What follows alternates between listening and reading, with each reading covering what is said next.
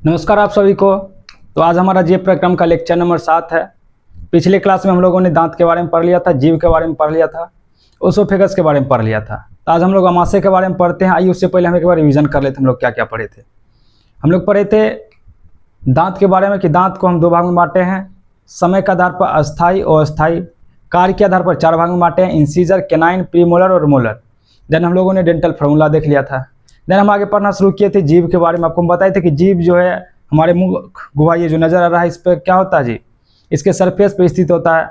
और जीव का जो आगे वाला भाग होता है वो क्या होता है, फ्री होता है, और पीछे वाला भाग जुड़ा होता है सरफेस से। और जीव के ऊपर छोटे छोटे अंकुरित होते हैं संरचना, जिसको हम कहते हैं स्वाद कलिया, जो हमें टेस्ट पता करने में मदद करता है। देन हम लोगों ने पढ़ना शुरू किया था फेरिंग्स के बारे में, जिसको हम बोले थे ग्रसनी। बताए थे आपको ग्रसनी क्या होता है। यह भोजन तथा वायु का सामान्य पथ है, यानी कि भोजन और वायु यहीं आएगा। देन इस फिर आगे चल के 2 भाग में डिवाइड कर जाएगा, एक होगा फूड पाइप और एक होगा ट्रेकिया, जिसको हम बोलते हैं श्वास नली के बारे में, यानी कि ग्रास नली। और एक क्या हो जाएगा, कंठ द्वार। फिर हम बताए थे आपको कि कंठ द्वार आगे चल के कहाँ खुलेगा, श्वास नली में। कंठ द्वार के ऊपर एक पट्टी जैसी संरचना पाई जाती है, जिसको हम लोग क्या बोले थे, एपिग्लोटिस। आपको हम समझाए थे कि जब हम तेजी खा रहे होते हैं उस समय क्या होता है कि जो हमारा एपिग्लोटिस है वो सही से नहीं ढक पाता है कंठ द्वार को, जिसके कारण उसमें भोजन जाने के बाद हम लोग क्या होते हैं, सक जाते हैं। पढ़ लिए थे हम लोग। उसके बाद हम लोग पढ़ना शुरू किए थे भोजन नली के बारे में, ओसोफेगस के बारे में। आपको बताए थे कि यह क्या है, मांसल संरचना है। जब इसमें भोजन आता है इसमें क्या होता है, क्रमाकुचन होता है, शीतलन या फैला होता है, कुछ इस तरह से सिकुड़ेगा, फैलेगा और क्या करेगा, भोजन को अमाशय तक ले जाने में मदद करता है। याद रखिएगा भोजन नली में पाचन की क्रिया नहीं होती है, याद रख लीजिएगा। इसके बाद हम लोग पढ़ना शुरू करते हैं अब अमाशय के बारे में। आइए हम पढ़ते हैं अमाशय के बारे में। अमाशय क्या होता है, देखिए यहाँ लिखा गया है अमाशय स्टोमक। ये एक जे आकार का संरचना, जे लाइक स्ट्रक्चर होता है इसका। ये जस्ट लाइक थैली जैसा होता है, जिसमें क्या होता है, भोजन स्टोर होता है। 4 से 5 घंटा भोजन स्टोर होगा, यहाँ पर डाइजेशन होगा। इस अमाशय में आपका अलग अलग प्रकार का गैस्ट्रिक जूस पाया जाता है, जो कि क्या करेगा, भोजन को पचाने में मदद करेगा। आइए देखिए क्या क्या लिखे अमाशय के बारे में। क्या लिखे हैं, यह एक जे आकार का संरचना है। यह एक चौड़ी थैली जैसी संरचना पाई जाती है। अमाशय उदर गुहा के ऊपरी बाएं भाग में स्थित होता है। उसके बाद क्या लिखे, फूड स्टोर होता है यहाँ से 4 से 5 घंटा। स्टोमक का काम क्या होता है, ये फूड को स्टोर करेगा, भोजन को पचाएगा। इससे जो अलग अलग प्रकार के गैस्ट्रिक जूस निकलते हैं वो भोजन को क्या करेगा, पचाने का काम करेगा। इसके बाद हम लोग देख रहे हैं अमाशय का पार्ट, भाग कौन कौन सा। देखिए क्या लिखे अमाशय का भाग। अमाशय का 4 भाग है, इसको हम 4 भाग में बांटते हैं। क्या क्या लिखे हैं, कार्डियक, फंडस, काय या पाइलोरिक, बॉडी, जिसको हम आप शरीर भी आप लिख सकते हैं। तो फिर से देखिए क्या लिखे, अमाशय को 4 भागों में बांटा गया है, कार्डियक, फंडस, काय, पाइलोरिक। अब आइए हम स्ट्रक्चर की मदद से समझते हैं ये सब स्ट्रक्चर कहाँ कहाँ पाया जाता है। ये देखिए इधर क्या लिखे हैं, अमाशय का संरचना हम पढ़ रहे हैं, स्ट्रक्चर ऑफ स्टोमक। ये नजर आ रहा है जे आकार का संरचना। इसका जो ये वाला सबसे अपर मोस्ट वाला पार्ट होता है इसको हम लोग कहते हैं कार्डियक। कार्डियक क्या होता है कि जहाँ पे ये स्टोमक है, स्टोमक का जंक्शन नजर आ रहा है। जंक्शन मतलब जहाँ पे 2 चीज जुड़ता है उसको कहते हैं हम जंक्शन। तो जो स्टोमक का ये जंक्शन होता है, उसके बाद जो फूड पाइप होगा इधर, इसके आगे फूड पाइप होगा, जहाँ पे ये जुड़ता है उसी को हम क्या कह लेते हैं, कार्डियक कह लेते हैं। आगे समझिएगा। उसके बाद ये जो नजर आ रहा स्टोमक का सबसे अपर वाला पार्ट, इसको हम क्या कह लेते हैं, फंडस कह लेते हैं। जो बीच वाला मेन पार्ट होता है जिसमें अधिकतर पाचन की क्रिया होती है, जिसको हम काय यानी कि बॉडी कह लेते हैं। एंड लास्ट वाला पार्ट क्या होता है, पाइलोरिक। उसके बाद देखिए 2 टर्म लिखा गया यहाँ पर, एक है लोअर एसोफेजियल स्फिंक्टर और उधर क्या लिखा है, पाइलोरिक स्फिंक्टर। आइए इसको समझते हैं। फिर से एक बार सुन लीजिएगा। हम लोग अमाशय के बारे में पढ़ रहे हैं। अमाशय एक जे आकार का संरचना होता है जो फूड को स्टोर करता है, फूड को पचाने में मदद करता है। समझ पा रहे हैं आप लोग। आगे हम बोले कि अमाशय उदर गुहा के ऊपरी बाएं भाग में पीछे स्थित होता है। अमाशय का 4 भाग होता है, कार्डियक, फंडस, बॉडी और पाइलोरिक। अब हम स्ट्रक्चर की मदद से समझते हैं ये सब कहाँ कहाँ पाया जा रहा है। ये नजर आ रहा है कार्डियक, इसके बारे में हम लिखा भी देंगे कि कार्डियक क्या होता है। ये भोजन नली और अमाशय को जोड़ने का काम करता है। इसका जो जंक्शन है उसी को हम क्या कह लेंगे, कार्डियक कह लेंगे। फंडस सबसे ऊपर वाला पार्ट होता है फंडस। काय बीच वाला पार्ट होता है यानी कि बॉडी, जिसमें क्या होगा, अधिकतर पाचन की क्रिया होती है। जो लास्ट वाला पार्ट होता है इसको हम कहते हैं पाइलोरिक। अब ये क्या होगा, आगे चल के छोटी आंत के डेडुनम यानी कि जेजुनम के पार्ट से जुड़ेगा। स्मॉल इंटेस्टाइन आगे हम पढ़ेंगे, इसका भी 3 पार्ट होता है, डेडुनम होता है, जेजुनम होता है, इलियम होता है। तो ये जो लास्ट वाला पार्ट अब आगे से किससे जुड़ जाएगा, ये स्मॉल इंटेस्टाइन के डेडुनम से जुड़ जाएगा। अब हम ये समझते हैं स्फिंक्टर के बारे में। यहाँ देखिए क्या लिखे हैं, स्फिंक्टर क्या होता है, एक मांसल संरचना होता है। इसका काम क्या होता है हम आपको समझा रहे हैं। ये ग्रास नली और पेट के जंक्शन पे स्थित हो, जंक्शन मतलब जहाँ पे जुड़ता है, यानी कि भोजन नली और जो ये स्टोमक है इसके जंक्शन पे प्रेजेंट रहता है। अब देखिए यहाँ पर क्या लिखा है, लोअर ओसोफेजियल स्फिंक्टर, कहने का मतलब कि एक और ऊपर भी होगा अपर ओसोफेजियल स्फिंक्टर। वो क्या करता है, आप देखे होंगे कि जब हम भोजन ग्रहण कर लेते हैं उसके बाद जब हम खेलने जाते हैं, आप कभी कभी देखे होंगे कि जब हम उल्टा लटकते हैं पैर से, इस तरह से आप देखे होंगे, इस तरह से फंसा के फिर हम लटकते हैं, तो क्या ऐसा होता है कि भोजन बाहर निकल जाता है? नहीं ना निकलता है। यही इसका काम है। ये क्या करेगा, लोअर स्फिंक्टर या जो अपर स्फिंक्टर होता है, जब हम भोजन ग्रहण कर लिए, जब फूड पाइप में आ जाता है भोजन, तो वहां पे भी क्या होता है, अपर में एक स्फिंक्टर होता है जो क्या करेगा, भोजन को बैक फ्लो से रोकेगा, यानी कि फिर से बाहर ना निकल जाए, फिर से ग्रास नली में यानी ग्रसनी में ना चल जाए। ये लोअर स्फिंक्टर क्या करेगा, जो भोजन स्टोमक में एक बार आ गया है ना, उसको फिर से पीछे नहीं जाने देगा। तो स्फिंक्टर का काम होता है सिंपल क्या, बैक फ्लो को रोकना। बैक फ्लो समझ रहे हैं, यानी कि एक बार आ गया तो फिर आगे वो नहीं जाएगा, सॉरी पीछे नहीं जाएगा। तो लोअर एसोफेजियल स्फिंक्टर का क्या काम होता है कि जब भोजन एक बार इस भोजन नली से इस स्टोमक में आ जाएगा ना, ये स्फिंक्टर क्या करेगा, इसको लॉक करके रखेगा, ताकि जो भोजन हमारा स्टोमक से फिर से बाहर ना निकल जाए। कभी कभी आप देखिएगा जब अनपच हो जाता है तो उस समय हम क्या करते हैं, वोमिटिंग करते हैं, तो उस समय हो सकता है। लेकिन जनरली क्या होता है, जब भोजन स्टोमक में आ गया एक बार, अब ये फिर से बैक फ्लो यानी कि पीछे नहीं जा सकता है। इसका काम क्या होता है कि भोजन के बैक फ्लो को रोकना। तो समझ गए लोअर स्फिंक्टर का काम, लोअर ओसोफेजियल स्फिंक्टर का काम क्या लिखे हैं, या ग्रास नली और पेट के जंक्शन पर होता है। यहाँ पर जस्ट प्रेजेंट रहेगा, मांसल संरचना है। जब एक बार भोजन इस स्टोमक में आ गया तो फिर से इसको पीछे नहीं जाने देगा। समझ रहे यहाँ तक। उसके बाद देखिए लास्ट में क्या लिखे, पाइलोरिक स्फिंक्टर। पाइलोरिक स्फिंक्टर कहाँ होता है, ड्यूडेनम, यानी कि स्मॉल इंटेस्टाइन का जो फर्स्ट पार्ट होगा ड्यूडेनम, और ये जो स्टोमक का लास्ट पार्ट है पाइलोरिक, यहाँ पे ये प्रेजेंट रहेगा। ये क्या करेगा कि जब भोजन एक बार स्टोमक से स्मॉल इंटेस्टाइन में आ जाएगा तो फिर से इसको स्टोमक में नहीं जाने देगा। समझ पा रहे हैं हम क्या बोल रहे हैं, फिर से समझिएगा एक बार। अमाशय का संरचना पढ़ रहे हैं, बोल रहे हैं अमाशय का 4 भाग होता है, कार्डियक, फंडस, बडी और पाइलोरिक। समझ पा रहे हैं आप। ये जो कार्डियक वाला पार्ट है ये स्टोमक और फूड पाइप यानी कि भोजन नली के जंक्शन पर रहता है, जहाँ पे ये जुटता है। आगे हम बोल रहे हैं कि यहाँ पे एक स्फिंक्टर पाया जाता है। स्फिंक्टर का सिंपल काम क्या होता है, बैक फ्लो करोगे, यानी कि एक बार जो अंदर आ गया उसको फिर बाहर नहीं जाने देना। ये सब देखिएगा जब आप क्लास में एक बार एंट्री कर लेते हैं तो फिर आप बिना परमिशन किया क्या किया जाता है, गेट लॉक किया जाता है। जब तक आपको काम ना लगे, जब तक आपको कोई इमरजेंसी ना, तो फिर आपको क्या करता है, गेट से बाहर नहीं जाने देता है। यानी कि एक बार जब आप स्कूल में प्रवेश कर गए हैं, जब तक छुट्टी नहीं होगा तब तक क्या करेगा, आपको बाहर नहीं जाने देगा। तो क्या करेगा स्फिंक्टर, जब एक बार भोजन स्टोमक में आ जाएगा तो इसको फिर से बैक फ्लो से बचा लेगा। नेक्स्ट पार्ट है फंडस। सबसे स्टोमक का जो सबसे अपरमोस्ट पार्ट है उसको हम फंडस कहते हैं। कहा ये बीच वाला भाग होता है जिसमें अधिकतर पाचन की क्रियाएं होती है। लास्ट वाला भाग होता है पाइलोरिक। यहाँ पर भी ड्यूडेनम और क्या होता है, पाइलोरिक के बीच में क्या होता है, एक जंक्शन होता है। ये पाइलोरिक आगे चल के स्मॉल इंटेस्टाइन के ड्यूडेनम वाला पार्ट से जुड़ेगा। यहाँ भी क्या पाया जाता है, पाइलोरिक स्फिंक्टर। पाइलोरिक स्फिंक्टर का क्या काम है कि अगर भोजन एक बार स्टोमक से स्मॉल इंटेस्टाइन में आ गया तो फिर से इसको क्या करेगा, बाहर नहीं जाने देगा, यानी कि बैक फ्लो नहीं जाने देगा। आगे हम समझते हैं। देखिए ये स्टोमक नजर आ रहा है, आगे हम आपको लिखाएंगे कि इस स्टोमक में कोलुमनार एपिथेलियम समझते हैं, उंगली जैसा कुछ इस तरह से। देख रहे हैं ये उंगली है, इसके बीच में गैप नजर आ रहा है ना, इसी को हम कोलुमनार एपिथेलियम कहते हैं। तो ये स्टोमक के अंदर वाला सरफेस में कुछ इस तरह से कोलुमनार एपिथेलियल सेल पाया जाता है। और ये जो धंसा हुआ भाग है ना, इसमें जठर ग्रंथि पाया जाता है। और यहाँ से क्या होगा, जठर ग्रंथि से जठर रस का सिक्रेशन होगा, जो क्या करता है, भोजन को पचाने में मदद करता है। फिर से सुनिएगा हम क्या बोल रहे हैं।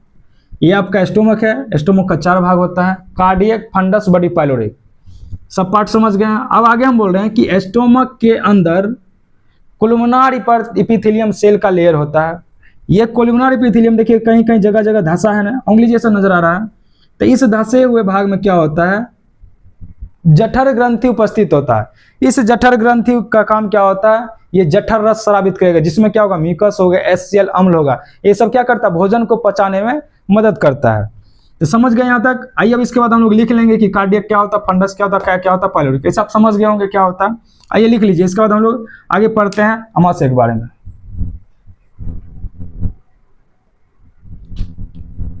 तो आइए नेक्स्ट देख लेते हैं हम। अभी हमने पढ़ा अमाशय का 4 भाग होता है, कार्डियक, फंडस, बडी, पाइलोरिक। कहाँ कहाँ होता है हम देख लिए थे। अब आइए उसके बारे में लिख लिया आसानी से। अब देखिएगा सबसे पहले क्या लिखे, कार्डियक। आपको हम बताया कि कार्डियक वह भाग है जो ग्रास नली से जुड़ता है। ग्रास नली मतलब जो फूड पाइप से जुड़ेगा और वो क्या करेगा, भोजन को अमाशय में लाने में मदद करेगा। क्या लिखे है, यह वह भाग है जो ग्रास नली से जुड़ता है या भोजन का प्रवेश बिंदु, यानी कि यहीं से आगे क्या होगा, स्टोमक में भोजन प्रवेश कर जाएगा। नेक्स्ट क्या लिखे, फंडस। स्टोमक का जो सबसे अपरमोस्ट पार्ट होता है, अपर मोस्ट पार्ट लिखिएगा, क्या देखे हैं, अमाशय का गोलाकार ऊपरी भाग जहाँ प्रायः वायु एकत्रित होता है। जब आप कभी स्टोमक का एक्सरे कराइएगा तो देखिएगा जो ब्लैक कलर का नजर आता है ना, वो वायु ही होता है, यानी कि गैस ही पाया जाता है। तो याद रखिएगा जो फंडस होता है इसी भाग में क्या होता है, आपका वायु नजर आएगा। आगे देखिए क्या लिखे हैं, का या बॉडी। स्टोमक का जो सबसे बड़ा वाला भाग होता है, मध्य भाग, जहाँ भोजन का क्या होगा, अधिकांश पाचन होगा, उसी को हम क्या कह लेंगे, काय कह लेंगे। अभी हम देखे थे फिगर में, सिर्फ उसको लिख ले रहे हैं। आगे लिखे हैं पाइलोरिक। पाइलोरिक क्या करेगा, सबसे लास्ट वाला पार्ट, ये आगे चल के कहाँ पे, स्मॉल इंटेस्टाइन में जोड़ेगा। देखिए क्या लिखे हैं, निचला भाग जो छोटी आंत की ओर जाता है। आगे हम आपको बताए थे कि अमाशय के जो दीवार होता है अंदर वाला, उसमें क्या होता है, उंगली जैसा संरचना बताए थे कुछ इस तरह से, और बीच बीच में आपको नजर आ रहा है धसा हुआ। तो लिखिए वही कि जो अमाशय का जो भीतरी दीवार है वहाँ पे स्तंभाकार एपिथेलियम यानी कि कोलुमनार एपिथेलियम कोशिका पाया जाता है, या कोशिका कहीं कहीं धसा होता है, ये नजर आ रहा है, ये रहा कोलुमनार एपिथेलियम, बीच बीच में गैप नजर आ रहा है धसा हुआ। तो लिखे हैं आगे क्या कि कोशिका का यह स्तर जगह जगह के अंदर की ओर धसा रहता है। इन धसे भागों की कोशिकाएं अमाशय ग्रंथि यानी कि जठर ग्रंथि का निर्माण करता है, और इसी जठर ग्रंथि से क्या निकलेगा, जठर रस निकलेगा, जिसमें HCl होगा, म्यूकस हो गया, निष्क्रिय पेप्सिनोजन होगा। ये सब क्या करेगा, भोजन को पचाने में मदद करता है। इसके बाद हम लोग जानेंगे कि जठर ग्रंथि भी 3 तरह का होता है, म्यूकस होता है, अम्लजन होता है, ज़ैमोजिन होता है। तो यहाँ तक लिख लीजिए, आगे हम पढ़ते हैं। लिखिए, तो आइए अब हम देखते हैं जठर ग्रंथि के बारे में। अभी हमने आपको बताया कि अमाशय की दीवार में उंगली जैसा संरचना पाया जाता है, जिसको हम कोलुमनार एपिथेलियम बोलते हैं। उसमें क्या होता है, कहीं कहीं धसा हुआ भाग होता है कुछ इस तरह से, उसमें क्या होता है, जठर ग्रंथि का निर्माण होता है। हम पढ़े कि जठर ग्रंथि 3 प्रकार का होता है, देखिए लिख दिया यहाँ पे, सलेस्मा या म्यूकस कोशिका बोलते हैं, भित्तीय या अम्लजन कोशिका, मुख्य या ज़ैमोजिन कोशिका। फिर से इधर ध्यान दीजिएगा, हम क्या पढ़ रहे हैं, जठर ग्रंथि की कोशिकाओं का प्रकार पढ़ रहे हैं, या 3 प्रकार का होता है। अब बताइएगा कमेंट में कि मनुष्य के मुख में कितने जोड़ी लाल ग्रंथि पाई जाती है, उसका क्या क्या नाम है। चलिए आगे, हम 3 प्रकार का देख रहे हैं कोशिका, कौन कौन सा लिखे हैं, सलेस्मा या म्यूकस कोशिकाएं, नेक्स्ट लिख रहे हैं भित्तीय या अम्लजन कोशिकाएं, मुख्य या ज़ैमोजिन कोशिकाएं, इधर इंग्लिश में लिख देखिए हैं, म्यूकस सेल, पैरेटल या ऑक्जेंटिक सेल, चीफ या ज़ैमोजिन सेल। अब आगे हम बोल रहे हैं कि इस तीनों से जो स्राव निकलता है ना, यानी कि जो भी लिक्विड निकलता है लिक्विड फॉर्म में, उसको हम लोग जठर रस कहते हैं, गैस्ट्रिक जूस। देखिए क्या लिखे, इन तीनों प्रकार की कोशिकाओं के स्राव का सम्मिलित रूप जठर रस कहलाता है। इस जठर रस का क्या काम होता है, आगे हम पढ़ाएंगे। आगे हम देखिए क्या लिखे, जठर रस में क्या क्या पाया जाएगा, हाइड्रोक्लोरिक अम्ल पाया जाएगा, HCl। आप लोग HCl का एटॉमिक मास बताइएगा, कमेंट में आप लोग HCl का एटॉमिक मास बता दीजिएगा। इसमें क्या पाया जाएगा, हाइड्रोक्लोरिक अम्ल पाया जाएगा, म्यूकस या सलेस्मा पाया जाएगा, निष्क्रिय पेप्सिनोजन पाया जाएगा। अब भाई हम इस तीनों का काम पढ़ते, देखिए होता क्या है। यहाँ हम देखिए क्या लिखे हैं, निष्क्रिय पेप्सिनोजन। तो ये HCl क्या करेगा, इस निष्क्रिय पेप्सिनोजन पे काम करके इसको सक्रिय पेप्सिन में बदल देगा। अब ये पेप्सिन क्या करेगा, जो हम प्रोटीन इंटेक करते हैं, हम प्रोटीन खाते हैं, उस प्रोटीन पर काम करके इसको पेप्टाइड में बदल देगा, यानी कि जो पचा हुआ रूप है उसमें इसको बदल देगा। फिर से सुनिएगा, ये HCl क्या करेगा, इस निष्क्रिय पेप्सिनोजन पर काम करके उसको पेप्सिन में बदल देगा। पेप्सिन आगे चल के किस पर काम करेगा, प्रोटीन पर काम करेगा और उसको डाइजेस्टेड रूप में बदल देगा। आगे यहाँ नजर आ रहा है आपको हाइड्रोक्लोरिक अम्ल। ये हाइड्रोक्लोरिक अम्ल क्या करता है, जो हम भोजन ग्रहण करते हैं उसमें जो कीटाणु जाता है उसको मार के खत्म करने का काम करेगा HCl। उसके बाद ये जो म्यूकस है या सलेस्मा, हम जानते हैं कि HCl क्या है, एक अम्ल है जी, और हम जानते हैं कि अम्ल जो होता है क्या हमारे स्किन के लिए क्या होता है, खतरनाक होता है हमारे शरीर के लिए। अगर इस HCl को, यानी कि आपके जो स्टोमक में HCl है उसको निकाल के अगर किसी के चेहरा पे डाला जाए तो चेहरा जल जाएगा। अब समझिए कितना खतरनाक एसिड होता है HCl। तो ये म्यूकस क्या करेगा, आपका जो अमाशय का दीवार है, ये इधर हम फिगर आपको बना के दिखाते हैं, आपको हम तुरंत अभी बताए थे इस तरह से।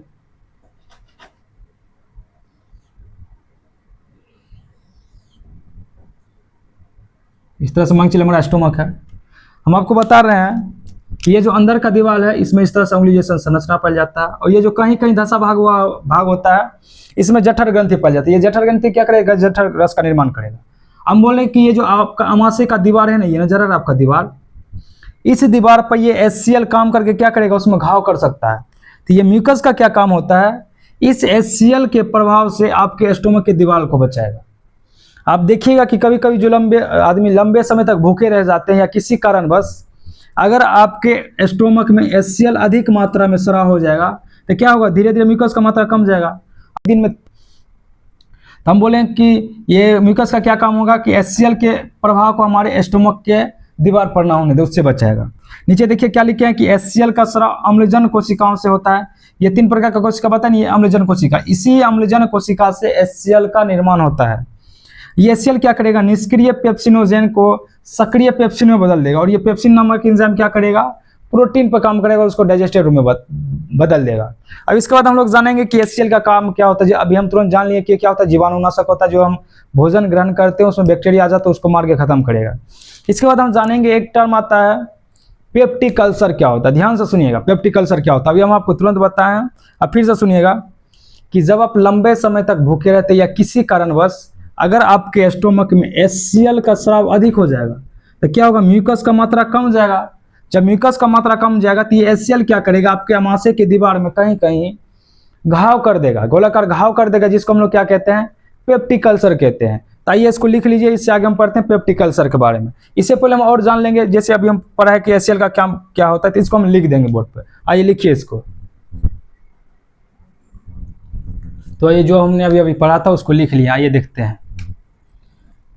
देखिए हम क्या लिखे हैं, पेप्सिन भोजन के प्रोटीन पर कार्य कर उसे पेप्टोन बदल देता है। अभी हम पढ़ा है आपको कि जठर ग्रंथि में क्या क्या पाया जाएगा, HCl पाया जाएगा, म्यूकस पाया जाएगा, निष्क्रिय पेप्सिनोजन पाया जाएगा। तो हम बोल रहे हैं कि ये जो पेप्सिन है भोजन के प्रोटीन पर कार्य कर उसे क्या करेगा, पेप्टोन। ये पेप्सिन कब बदलेगा, जब इस पर HCl काम करेगा।